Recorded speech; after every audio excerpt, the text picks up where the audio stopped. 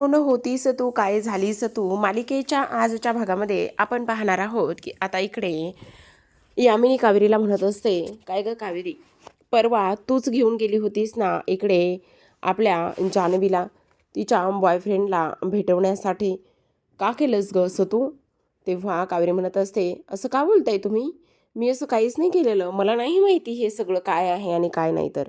मग पौर्णिमा म्हणत असते, तुला नाही माहिती हे सगळ्या गोष्टी काय आहेत तर? अगं हे सगळं काय आहे तू एकदा बघून तरी घे. बघ ह्या सगळ्या गोष्टी काय आहेत तर. का अशी वागलीस तू? हे सगळं तुझ्यामुळेच आले. तू ह्या सगळ्या गोष्टी केलेल्या आहेस, बरोबर की नाही? तूच हे सगळं काही केलेलं आहेस. आज तुझ्यामुळे माझ्या मुलीचं लग्न मोडत आहे. आज तू ह्या पद्धतीने वागलीस त्यामुळे हे सगळं काही असं होत आहे. तुझ्यामुळे ह्या सगळ्या गोष्टी अशा झालेल्या आहेत, बरोबर की नाही? कावेरी, जर माझ्या मुलीचं लग्न मोडलं ना, तर मी तुला मात्र कधीच माफ करणार नाही. काही जरी झालं तरीसुद्धा तुला मी कधीच माफ करणार नाही. माझ्या जान्हवीनं तुझं काय वाईट केलं होतं, काय बिघडवलं होतं, तर तू तिच्यासोबत असं वागलीस. कावेरी म्हणत असते, हे बघा काकू, तुम्ही माझं एकदा ऐकून तरी घ्या. काय ऐकून घेणार आहे मी तुझं? बोल ना, काय ऐकून घेणार आहे? आत्ता हे असे फोटो तू क्रिएट केलेस आणि ते फोटो क्रिएट करून हे सगळं अशा पद्धतीने केलंयस तू. का केलंयस असं?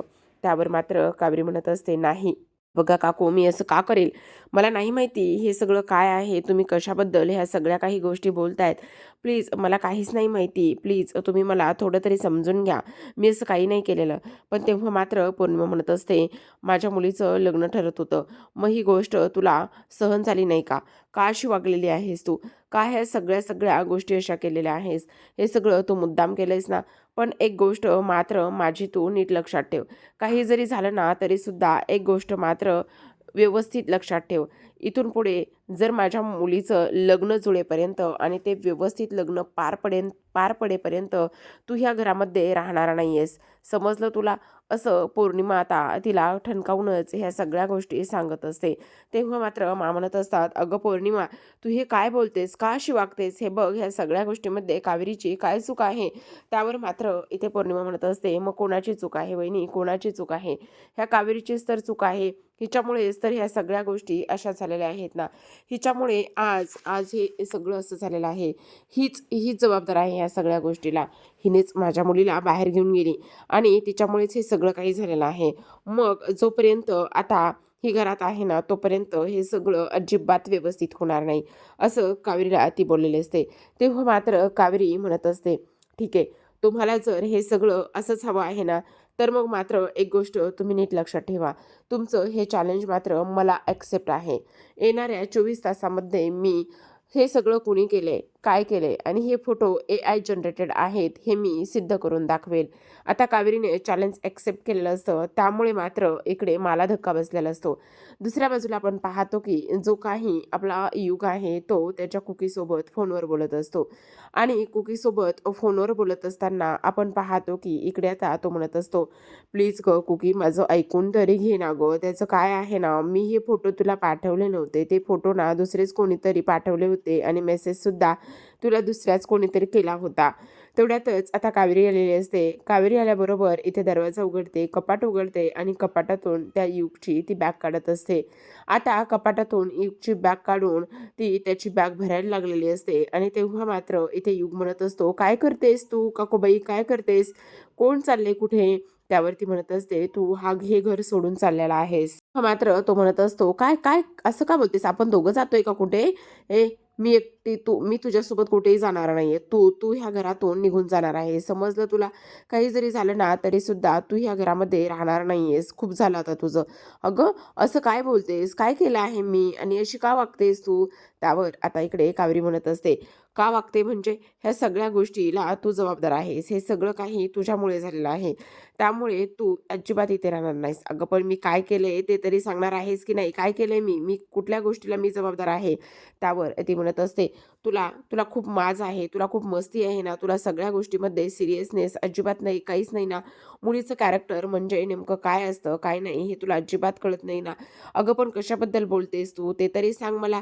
त्यावर लगेच आता इकडे ती म्हणत असते, कशाबद्दल बोलते? काय गरज होती एवढ्या सगळ्या काही गोष्टी करण्याची? आणि तेव्हा तू इथे राहूच नकोस, आत्ताच्या आत्ता इथून निघून जायचं आहे, असं सुद्धा आता इकडे ती त्याला सांगत असते. तेव्हा दुसऱ्या बाजूला आपण पाहतो की इकडे मा खोलीमध्ये आलेल्या असतात. मला एका अननोन नंबरवरून एक मेसेज आलेला असतो. आता मा म्हणत असतात, काय बाई खरंच ना, हल्लीचे लोक ना कोणत्याही कसल्याही नंबरवरून मेसेज टाकतात. हल्लीची दुनिया ना विश्वास ठेवण्यासारखीच नाही राहिली.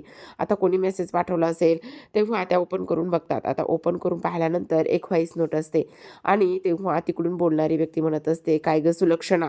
आता फक्त काय ग सुलक्षणा हा आवाज ऐकल्याबरोबर मा म्हणत असतात, सरू. हा तर सरूचा आवाज आहे. तेव्हा मात्र पुन्हा तो आवाज प्ले होतो आणि ती म्हणत असते, काय ग, 22 वर्षापासून तू सगळ्यांना फसवत आलेली आहेस. तुला असं वाटलं का की इकडे तू कशी वागशील, काही वागशील आणि सगळं काही व्यवस्थित होईल म्हणून? अजिबात व्यवस्थित होणार नाहीये. काही जरी झालं ना तरी सुद्धा इकडे मी तुला सुखाने जगू देणार नाही. तू इकडे परिवाराची सहानुभूती मिळवत, सिंपती मिळवत, प्रेम मिळवत त्यांच्यासोबत राहतेस ना, पण मी आता लवकरच परत येणार आहे. कळलं का तुला? काही जरी झालं ना तरी सुद्धा इकडे मी तुला सुखाने जगू देणार नाहीये, असं इथे ती बोलत असते. आता मात्र सुलक्षणा जागीच बसलेली असते. सुलक्षणा म्हणत असते, म्हणजे ती चिठ्ठी सरूने पाठवली होती? म्हणजे हे सगळं सरू घडून आणत आहे?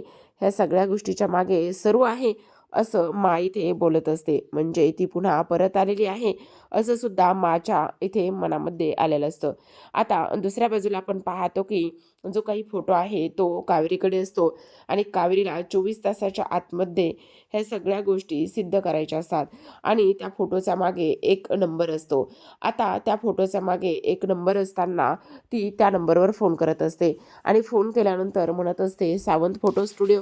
तेव्हा तिकडून बोलणारी व्यक्ती म्हणत असते, हो, सावंत फोटो स्टुडिओ. बोला ना, काय करायचं आहे, काय काम आहे? तेव्हा कावेरी म्हणत असते, खरं तर आमच्या घरी ना एक खूप मोठं वेडिंग आहे.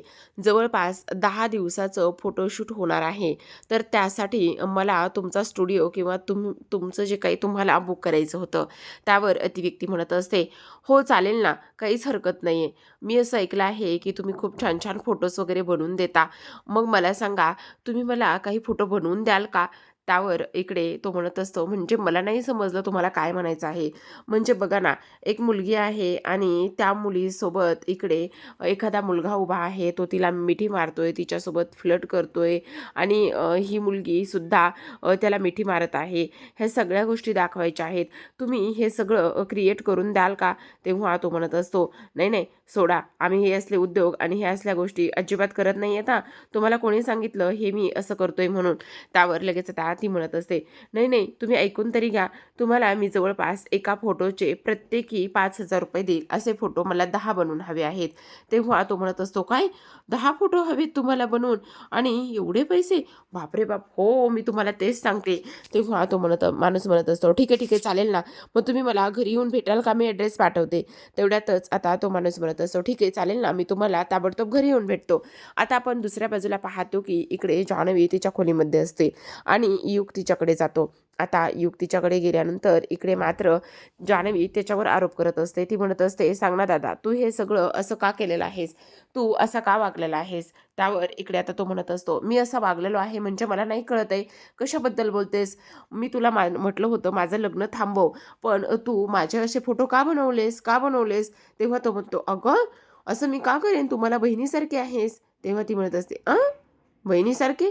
नाही नाही, म्हणजे बहीणच आहेस गं, असं म्हणायचं होतं मला. तेव्हा तू अजिबात काळजी करू नकोस. हे फोटो खोटे आहेत, ह्या गोष्टी मी लवकरच सिद्ध करेन. तुला काळजी करण्याची अजिबात गरज नाही, असं सुद्धा आता इथे ती बोलत असते. तेव्हा आता इकडे हे सगळं काही बोलल्यानंतर तो म्हणत असतो, हा यशदादा आहे ना, तोपर्यंत तुला काळजी करण्याची गरजच नाही, समजलं तुला? आता आपण दुसऱ्या बाजूला पाहतो की इकडे सावंत फोटो स्टुडिओमधून कावेरीला तो मुलगा भेटायला आलेला असतो. आता खरं तर ते दोघेजण सुद्धा बाहेर भेटतात आणि आणि बाहेर भेटल्यानंतर इथे आपण पाहतो की कावेरी त्याच्याशी बोलत असताना इकडे मात्र तो माणूस म्हणत असतो, बोला कोणाचा फोटो बनवायचा आहे, कसा फोटो बनवायचा आहे, ते सगळं सगळं मला तुम्ही डिटेलमध्ये सांगा, त्या सगळ्या गोष्टी मी करायला तयार आहे. तेव्हाच आता इकडे कावेरी म्हणत असते, खरं तर ते फोटो अगदीच रिअल वाटले पाहिजे. काही जरी झालं ना तरीसुद्धा त्या फोटोमध्ये इथे चेंजेस झाले नाही पाहिजे. म्हणजे ती मुलगी त्या मुलाला मिठी मारते, तो मुलगा जवळ घेतोय आणि अगदी रोमॅन्टिक मूडमध्ये हे फोटो हवेत. त्यावर तो म्हणत असतो, तुम्ही अजिबात काळजी करू नका, पण मला तुम्ही ह्याचं पेमेंट कसं देणार आहात, कॅश की ऑनलाईन? तेव्हा कावेरी म्हणत असते, मी तुम्हाला हे पेमेंट कॅशच देणार आहे, तुम्हाला काळजी करण्याची काहीच गरज नाही. तेव्हा तो म्हणत असतो, ठीक आहे ठीक आहे चालेल ना, मग मला तुमच्याकडे काही सॅम्पल असले तर दाखवा ना प्लीज. तेव्हा तो मुलगा म्हणत असतो, अहो अजिबात कोणाला सुद्धा ओळखायला येत नाही, हे फोटो आपण ओरिजिनल आहेत का AI जनरेटरमध्ये क्रिएट केलेले आहेत, कोणाला सुद्धा ओळखायला येत नाही. हे बघा आत्ताच मी नुकतेच मागच्या आठवड्यामध्ये खूप काही कामं केलेली आहेत, तुम्हाला मी फोटो दाखवतो. असं म्हणून आता तो मुलगा त्याच्या मोबाईलमध्ये असलेले बरेच काही फोटो दाखवत असतो कावेरीला. आता कावेरी ती सगळे काही फोटो इथे पाहत असते आणि ते फोटो स्क्रोल करत असतानाच कावेरीला मात्र इथे निशा आणि त्याच जी काही जान्हवी आहे, जान्हवी आणि इकडे तो जो बॉयफ्रेंड बनवला होता त्याचा फोटो दिसतो. आता हे सगळं काही दिसल्यानंतर ती म्हणत असते, म्हणजे ह्या मुलीचा सुद्धा तू आत्ता फोटो बनवलायस? हो बघा तर ह्याच्यासाठी मला एका जे काही ऑनलाईन पेमेंट झालं होतं ती व्यक्ती माझ्या समोर आली नव्हती, पण हे सगळं तिनं केलेलं आहे. तेवढ्यातच आता इकडे कावेरी म्हणत असते, मला वाटलंच होतं ह्या सगळ्या गोष्टी तूच घडून आणलेल्या असतील, तूच केलेल्या असतील. तुझी हिंमत कशी झाली रे एवढं सगळं काही करण्याची? आता मात्र हे सगळं त्याला फसवण्यासाठी केलं होतं, ही गोष्ट मात्र आता लक्षात आलेली असते. आणि ही गोष्ट लक्षात आल्याबरोबर तो जो मुलगा आहे तो मुलगा मात्र इथे कावेरीला धक्का देतो आणि पळायला लागलेला असतो. आता कावेरीला धक्का देऊन तो मुलगा पळाल्यानंतर इकडे लगेचच जो काही युग आहे तो आलेला असतो, तो म्हणजेच की पोलिसांच्या कपड्यामध्ये. आता युग पोलिसांच्या कपड्यामध्ये आल्याबरोबर आपण पाहतो की इकडे लगेचच युग म्हणत असतो, काय मग कुठे पळताय, कुठे पळताय? हे युग हे इथे कोणाचं राज्य आहे? युग इन्स्पेक्टरचं राज्य आहे. आणि मग त्याला त्याला पंगा घेऊन, त्याच्यासोबत पंगा घेऊन तुम्ही पळत आहात. हिंमत कशी झाली तुमची इथून पळण्याची? बोला ना, हिंमत कशी झाली? ह्या सगळ्या गोष्टी इथे आता तो बोलत असतो. आता हे सगळं काही इथे बोलल्यानंतर आपण पाहतो प्रेक्षकांनो की इकडे मात्र तो म्हणत असतो, नाही नाही मला माफ करा, मी काही नाही केलं, काही नाही केलं. काही काही नाही केलं. आता ह्या काही मॅडम जे काही बोलतील ना ते सगळं सगळं तुम्हाला इथे सांगायचं आहे. त्या मॅडमनी विचारलेल्या सगळ्या प्रश्नांची उत्तरं द्यायची आणि त्यांना तुम्ही जी काही त्यांनी मदत मागितलेली आहे ती सगळी मदत तुम्ही करणार आहात, समजलं? असं सुद्धा आता इकडे जो काही युग आहे तो इथे बोलत असतो. पण तो म्हणत असतो, नाही नाही सॉरी मला माफ करा, मी काही नाही केलं, मी इथून पुढे असली कामं करणार नाही. त्यावर मात्र युग म्हणत असतो, अजिबात नाही. तुम्हाला असं वाटतं का की आम्ही तुम्हाला सोडून द्यावं? मग चला ना, आम्ही तुम्हाला सोडून तर देणारच आहोत, पण आता ह्या मॅडमला जी मदत हवी ना ती मदत इथे तुम्ही करायची आहे. काही जरी झालं तरी सुद्धा तुम्ही त्या मॅडम म्हणताल तीच मदत तुम्ही करायची आहे, असं आता स्पष्टपणे त्याने सांगितलेलं असतं. त्याचबरोबर आपण पाहतो की दुसऱ्या बाजूला आता इकडे जी काही विद्याची काकू आहे म्हणजेच विशालची आई ही आलेली असते आणि विशालची आई तिथे आल्यानंतर ती म्हणत असते, अजिबात नाही, हे लग्न मला मान्यच नाही आहे. काय झालं? तुमच्या सुनेने इथे मोठ्या तोऱ्यामध्ये 24 तास मागून घेतले होते आणि 24 तास मागून घेतल्यानंतर ती ह्या सगळ्या गोष्टी करणारच होती ना. मग आता काय झालेलं आहे? कुठे गेले तिचे ते 24 तास आणि कुठे राहिले ती सगळं काही? तेवढ्यातच आता कावेरी त्या मुलाला घेऊन आतमध्ये आलेली असते आणि जी जान्हवी रडत असते तिला ती समजवत असते, म्हणत असते, हे बघ आपण चांगले असो ना तर इकडे कोणीही आपलं वाईट करू शकत नाही किंवा कोणीही आपलं काही बिघडू शकत नाही. त्यामुळे तुला काळजी करण्याची काहीच गरज नाही. सगळं सत्य, सगळा पुरावा आणि त्याचबरोबर सगळं काही आता इथे उघड होणार आहे असं कावेरी म्हणते. आणि तो मुलगा जो असतो त्याला ती प्रश्न विचारत असते. कावेरी त्या मुलाला म्हणत असते, बोल आता, तुला सगळं सत्य सांगायचं आहे. तूच होतास ना, तूच इकडे ह्या सगळ्या गोष्टी करत होतास ना, म्हणजे मला एक गोष्ट सांग की इथे तू असं का वागलायस? तू ह्या सगळ्या गोष्टी अशा का केलेल्या आहेस? आणि त्याचबरोबर ह्या मुलीला तू कोणत्या मुलाबरोबर पाहिलंयस का? ह्या मुलीचे तू फोटो बनवलेस का? तेव्हा इकडे आता तो मुलगा म्हणत असतो, सॉरी मला माफ करा, ह्या मुलीचा फोटो आला होता आणि हे AI जनरेटेड फोटो आहेत. हे फोटो माझ्या स्टुडिओमध्ये बनवलेले आहेत, पण हे खोटे आहेत. हल्ली AIच्या माध्यमामधून आपण कोणाचाही कोणासोबत फोटो बनवू शकतो, काहीही क्रिएट करू शकतो. हे अगदी तसंच आहे. पण मला ऑनलाईन पेमेंट रिसीव्ह झालं होतं. मला माहिती नाही हे मला कोणी करायला सांगितलं होतं, पण ऑनलाईन पैसे आल्यामुळे मी हे सगळं काही केलेलं आहे. मी हे सगळं पैशासाठी केलेलं आहे. तर आता कावेरी म्हणत असते, बरं ठीक आहे, एकंदरीत थोडक्यात काय ते सांग. तेवढ्यातच आता जान्हवी पौर्णिमाकडे जाते आणि तिला घट्ट मिठी मारत असते. तेव्हा पौर्णिमा म्हणत असते, मला माहिती होतं, माझी खात्री होती माझी मुलगी असं काहीच करणार नाही, यावर माझा विश्वास होता. त्यावर जान्हवी म्हणत असते, आई तू बघितलंस ना, मी काही नाही केलेलं गं. तेव्हा पौर्णिमा तिला समजावते आणि मिठी मारत असते. तेवढ्यातच कावेरी म्हणत असते, काय हो काकू, तुमचा आता तरी ह्या सगळ्या गोष्टीवर विश्वास बसला का? अहो तुम्ही किती हलक्या कानाच्या आहात. एखाद्याने तुम्हाला 2 गोष्टी सांगितल्या की लगेच तुम्ही त्याच्या बोलण्यावर आणि त्या सगळ्या गोष्टीवर विश्वास ठेवला. हल्ली हे जे काही जग आहे ते कसं आहे हे तुम्हाला माहिती नाही का? मग तुम्ही अशा कशा वागू शकता? त्यावर लगेचच आता मला कावेरीचा खूप अभिमान वाटलेला असतो. आता इकडे ते जे फोटो आहेत ना, ते सगळे काही फोटो इकडे जी कावेरी आहे ती त्या मुलाच्या मोबाईलमधले सगळ्यांना दाखवत असते. ती म्हणत असते, ह्या मुलाने एक नाही तर असे कितीतरी फोटो बनवलेले आहेत. आणि तेव्हा तो मुलगा म्हणत असतो, एकंदरीत काय, तर आपण इकडे ह्या मुलीसोबत कोणताही मुलगा नव्हता, फक्त ह्या मुलीचा मला फोटो आला होता आणि त्यानुसारच मी हे सगळे काही फोटो इथे क्रिएट केलेले आहेत. त्यावर आता मात्र कावेरी म्हणत असते, झालं त्या मुलाचं. पण इकडे तुम्हाला डाऊट होता ना, की मी त्या फोटोमध्ये कशी, माझ्या साडीचा पदर तिथे कसा? तर आता मी तुम्हाला सांगते. त्या दिवशी मी आणि त्याचबरोबर जान्हवी आम्ही दोघीजणी तिला ड्रेस मटेरियल घेण्यासाठी तुळशीबागेत गेलो होतो. आणि हे तिथला ॲड्रेस आहे. म्हणजे आम्ही जे ड्रेस मटेरियल घेतले ना, ही त्याची पावती आहे. तेव्हा ती पावती ती विद्याकडे देते आणि विद्याला म्हणत असते, विद्या वहिनी प्लीज याचा ॲड्रेस चेक करा ना, आणि हे कुठे आहे, इथून किती किलोमीटर आहे, हे सगळं काही चेक करा. आणि त्याचबरोबर विद्या ते सगळं काही चेक करते आणि म्हणत असते, हे तुळशीबागेमध्ये आहे, जवळपास इथून आपल्यापासून बरंच लांब आहे.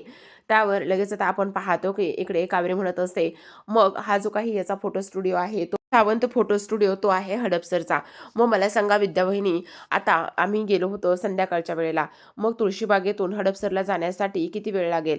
त्यावर लगेच आता विद्या म्हणत असते, जवळपास तास ते 1.5 तास लागू शकतो, ट्रॅफिक आहे आणि जवळपास 12 किलोमीटर आहे.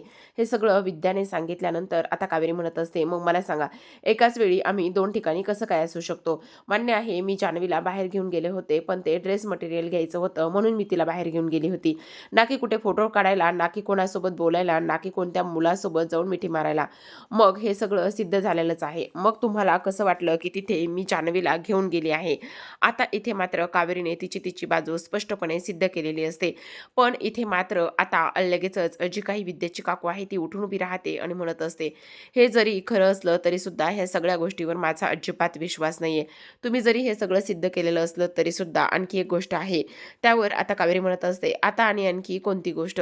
तेवढ्यातच ती काकू म्हणत असते, सगळ्यात महत्त्वाचं म्हणजे तुम्हाला एक गोष्ट सांगू का? तुमची ही जी काही मुलगी आहे ना, ती जवळपास 6 महिने बाहेर हॉस्टेलवर राहते आणि हॉस्टेलवरच्या मुली कशा राहतात, कशा वागतात हे सगळ्यांनाच चांगलं माहिती आहे. त्यामुळे हे लग्न मी आत्ताच नाही लावू देऊ शकणार.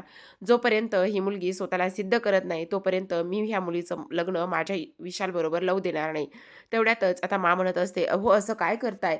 आता तिने काय सिद्ध करायचं आहे आणि असं कसं म्हणू शकता तुम्ही? त्यावर कावेरी म्हणत असते, तुम्हाला तर धर्माधिकाऱ्यांच्या संस्कारावर खूप जास्त विश्वास होता ना, मग आता तुमचा तो विश्वास कुठे गेला? तुम्हाला तर धर्माधिकाऱ्यांच्या सुना, मुली, त्याचबरोबर मुलं हे सगळे खूप जास्त विश्वासातले वाटतात ना, मग तुम्ही असं कसं वागू शकता? असं सुद्धा स्पष्टपणे इथे ती बोलत असते. तेव्हा आपण पाहतो की इकडे मात्र पौर्णिमाला खूप धक्का बसतो. जान्हवी रडायला लागलेली असते की आता मी कोणती परीक्षा देणार आहे आणि काय करणार आहे तेच तिला कळत नसतं. कावेरीला तर त्या काकूंचे विचार ऐकून ती थक्कच झालेली असते. त्यामुळे हे बघा, काही जरी झालं ना तरी सुद्धा त्या मुलीने इथे परीक्षा दिल्याशिवाय मी हे लग्न मान्य करणारच नाही. विद्या म्हणत असते, अहो तुम्ही प्लीज ऐकून तरी घ्या ना काकू, असं का बोलता? पण आता यश म्हणत असतो, बाद झालं, हे झालं ते खूप झालं. तुम्हाला कळते का तुम्ही काय बोलताय? कशा पद्धतीने ह्या सगळ्या गोष्टी बोलताय? तुम्हाला काय वाटतं की इकडे ह्या मुलीने परीक्षा द्यायची, कसली परीक्षा द्यायची? इथे मात्र अमृताला खूपच आनंद झालेला असतो. तेव्हा त्या काकू म्हणत असतात, मी जे सांगितले ना ते अगदी फायनल आहे. काही जरी झालं ना तरी त्या सगळ्या गोष्टीमध्ये अजिबात बदल होणार नाहीत. काही जरी झालं तरी सुद्धा त्या सगळ्या गोष्टीमध्ये अजिबात चेंजेस होणार नाही. हे सगळं ती आता इथे बोलत असते आणि निघायला लागलेली असते. आता जात असताना तिला मात्र कोणीच थांबवत नाही आणि तिला थांबवत नसताना आपण पाहतो की इकडे आता सगळ्यात महत्त्वाची गोष्ट म्हणजे की आता कावेरी म्हणत असते, 1 मिनिट थांबा. असं म्हटल्यानंतर आपण पाहतो की आता लगेचच इकडे कावेरी तिच्या पुढे जाऊन उभी राहते आणि म्हणत असते, तुम्ही एक स्त्री असून असं कसं वागू शकता ना, तेच मला काही कळत नाही. म्हणजे तुमचं काय चाललेलं आहे हेच मला काही कळत नाहीये. एक स्त्री असून तुम्ही इथे दुसऱ्या स्त्रीवर हे सगळं असं कसं बोलू शकता, ह्या सगळ्या गोष्टी अशा कशा घडून आणू शकता, तेच मला काही कळत नाही, असं सुद्धा इथे आता ती बोलत असते. आणि आणखी एक सगळ्यात महत्त्वाची गोष्ट म्हणजे तिने आता कशा पद्धतीने आणि काय सिद्ध करायचं आहे, ती काय सिद्ध करेल स्वतःला, त्या सगळ्या गोष्टीची काही एक गरज नाहीये, असं सुद्धा आता इथे कावेरी बोलत असते. त्यावर ती स्त्री म्हणत असते, म्हणजे त्या काकू म्हणत असतात, नाही, जे काही होणार आहे ते मी सांगेल त्याच पद्धतीने होणार आहे. काही जरी झालं ना तरी सुद्धा इथे मात्र तिला सिद्ध करावंच लागणार आहे. तोपर्यंत मी हे लग्न करणार नाही. त्यावर मात्र कावेरी म्हणत असते, प्रत्येक वेळी स्त्रीनेच का अग्निपरीक्षा द्यायची? मुलाने सुद्धा कधीतरी द्यायला हवी ना? असं म्हटल्यानंतर त्या मात्र काहीच बोलत नाहीत आणि ताडकन तिथून निघून जातात. तर आता प्रेक्षकांनो, आजच्या भागामध्ये एवढंच. उद्याचा भाग खरंच खूप इंटरेस्टिंग आहे. कावेरी कुठल्या तरी कारणासाठी बाहेर पडलेली असते आणि तेव्हा तिला एक फॅन येते आणि ती फॅन उचलून घेऊन जाते. इथे मात्र आता युग खोलीमध्ये असतो. खोलीमध्ये तो तपासत असतो. खरं तर त्याला आता इकडे यशची बॅग सापडते. यशची बॅग ओपन करतो आणि ती बॅग ओपन केल्यानंतर त्यामध्ये एक नॅपकिन सापडतो व्हाईट रंगाचा. आणि त्या व्हाईट रंगाच्या नॅपकिनवरती YK असं लिहिलेलं असतं. आता ते YK असं लिहिल्यानंतर तो म्हणत असतो, हे नेमकं काय आहे? YK हा काय फॉर्म्युला आहे? असा विचार तो करतो आणि तो रुमाल पाहतच असतो. दुसऱ्या बाजूला आपण पाहतो की कावेरीला एका गोडाऊनमध्ये नेलेलं असतं आणि तिला चांगलंच बांधून टाकलेलं असतं.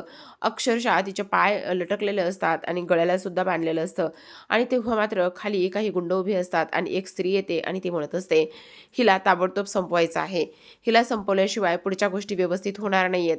ही सगळ्यात मोठी आपल्या मार्गातला अडथळा आहे, असं सुद्धा इकडे सांगण्यात आलेलं असतं.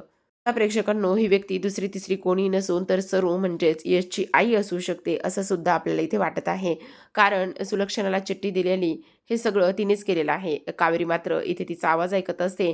आता कावेरी ह्या सगळ्या गोष्टींमधून कशी बाहेर पडेल, किंवा जो काही यश आहे, युग आहे, तो तिला बाहेर काढेल का, हे पाहणं इंटरेस्टिंग असतं. तर पाहत राहा कोण होतीस तू, काय झालीस तू.